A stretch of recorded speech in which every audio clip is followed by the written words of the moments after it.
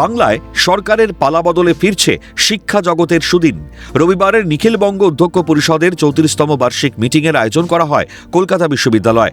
সম্মেলনে পশ্চিমবঙ্গের বিভিন্ন সরকারি সাহায্যপ্রাপ্ত কলেজের অধ্যক্ষরা একত্রিত হয়ে রাজ্যের উচ্চশিক্ষা সংক্রান্ত বিভিন্ন বিষয় আলোচনা করেন। এদিন উপস্থিত ছিলেন রাজ্যের অর্থমন্ত্রী স্বপন দাশগুপ্ত।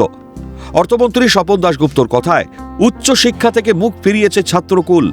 কলেজে সিট আছে, তবে পড়ুয়া নেই। উচ্চশিক্ষায় বদনাম হয়ে গেছে। আবার পড়াশোনার গুরুত্ব ফিরিয়ে আনার চেষ্টা করা হচ্ছে। লক্ষ্য বেঁধে কাজ করতে হবে।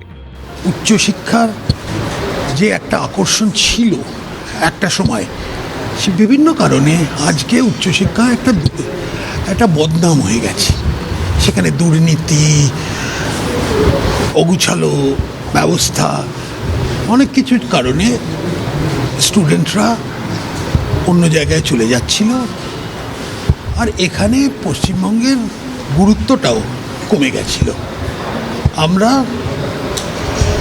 সেগুলোকে অ্যাড্রেস করতে হবে। শুধু এটা টাকার ব্যাপার নয়, এটা একটা মানসিকভাবে লোকজনকে একটা টার্গেট দিতে হবে যে এই ধরনের একটা পরিবেশ তৈরি করতে হবে ক্যাম্পাসের মধ্যে, যেখানে পড়াশুনোর গুরুত্বটা আবার ফেরত আসে। পশ্চিমবঙ্গের শিক্ষা খাতের পরিকাঠামো ঠিক নেই, পরিকাঠামো ঠিক করতে হবে।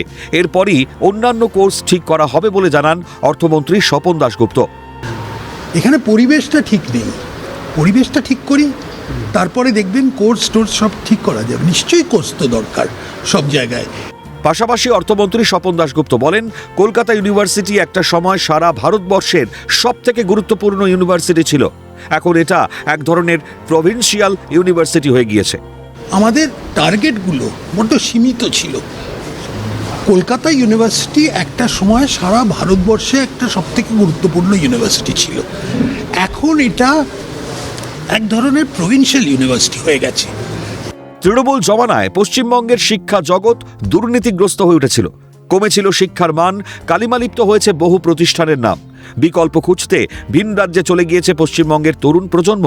তবে পশ্চিমবঙ্গের শিক্ষা ব্যবস্থার ওপর বাংলার মানুষের ভরসা ফেরাতে উদ্যোগী রাজ্য সরকার। ক্যামেরায় বিধান মাহাতোর সঙ্গে অদ্রিজা ঘোষের রিপোর্ট, ক্যালকাটা নিউজ।